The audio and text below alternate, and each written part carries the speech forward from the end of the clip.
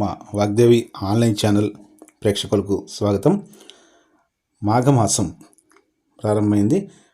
శనివారం 10/2/2024 నుంచి మాఘమాసం ప్రారంభమవుతుంది.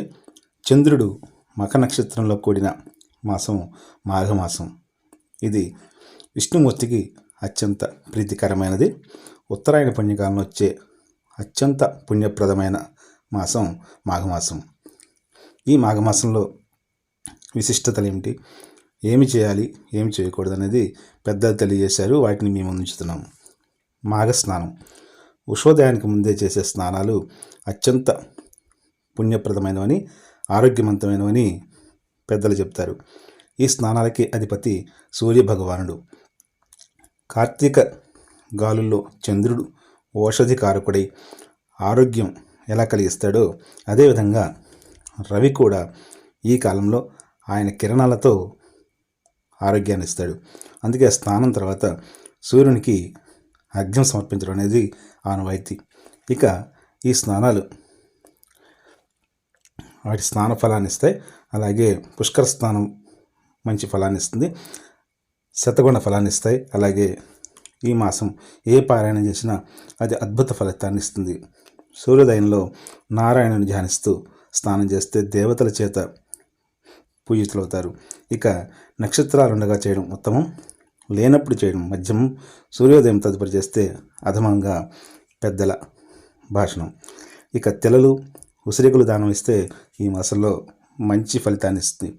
అశ్వత్థ వృక్షాన్ని పూజించడం కూడా చాలా గొప్ప ఫలితాన్ని ఇస్తుంది. పుష్య బహుళ అమావాస్య నుంచే ఈ స్నానాలు మొదలుపెట్టాలి. ఇక మాఘమాసంలో వచ్చే నోములు పండుగలు కూడా చాలా విశిష్టంగా ఉంటాయి. ఈ మాసంలో ఆదివారాలు చాలా విశిష్టమైనవి. ఆ వారాల్లో ఏదైనా నోములు చేసుకునే స్త్రీలు తరిగిన కూరలు తినకూడదు. మాఘ గౌరీ నోము, మాఘ ఆదివారం నోము ప్రత్యేకంగా చెప్పుకోదగినవి. అలాగే మాఘశుద్ధ చతుర్థి అంటే వర చతుర్థి అంటారు. పగలు ఉపవాసం ఉండి గణపతి దేవుడిని పూజించి రాత్రి మాత్రమే భోజనం చేయాలి. సాయంత్రం శివుని పూజ చేయాలి. ఇక మాఘశుద్ధ పంచమి, దీన్ని శ్రీ పంచమి అంటారు. సరస్వతీదేవి ఆవిర్భవించిన రోజుగా చెప్తారు. ఆ రోజున అక్షరాభ్యాసం చేసుకున్న వాళ్ళు మంచి విద్యావంతులు, పండితులు, వేద పండితులు అవుతారనేది పెద్దలు చెప్తారు. తదుపరి మాఘశుద్ధ సప్తమి, దీన్ని రథసప్తమి అంటారు. బ్రాహ్మీ ముహూర్తంలో నక్షత్రాలు రథం ఆకారాన్ని కలిగి ఉంటాయని పురాణాల్లో చెప్తారు. రవి విశాఖ నక్షత్రంలో జన్మించిన రోజు ఈ రథసప్తమి. ఆనాటి నుండి రవికి భూమి దగ్గరగా వెళ్ళడం, దీనివల్ల వేసవికాలం మొదలవడం అనేది జరుగుతుంది. ఈరోజు అంటే రథసప్తమి రోజు రవిని అంటే సూర్యుడిని పూజిస్తే రాజయోగం, ఆరోగ్యం, అదృష్టం కలుగుతాయి. అలాగే మాఘశుద్ధ అష్టమి రోజుని భీష్మాష్టమి అంటారు. భీష్ముడు పరంపదించిన రోజు భీష్మాష్టమి. తర్వాత మాఘశుక్ల ఏకాదశి, దీన్ని భీష్మ ఏకాదశి అంటారు. కృష్ణుడిచే సత్యవ్రతుడు వరం పొందిన రోజు, ఆ రోజు ఆయన మోక్షం పొందిన రోజు. ఆ రోజు విష్ణు సహస్రనామ పారాయణ చేయడం విష్ణువుకు ప్రీతి కలిగిస్తని వాచ. మరునాడు భీష్మ ద్వాదశి, ఆనాడు కృష్ణుడిలో లీనమైన రోజు.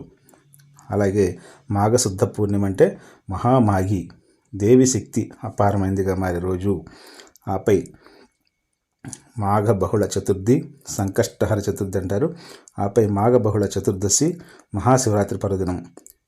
ఇన్ని ప్రత్యేకతలు ఉన్నటువంటి, ఇన్ని పర్వదినాలు ఉన్నటువంటి మాఘమాసంలో అందరూ కూడా విష్ణుమూర్తిని ఆరాధించి ఆయన స్వామి కృపకి పాత్రలు అవ్వాలని ఆశిస్తున్నాం.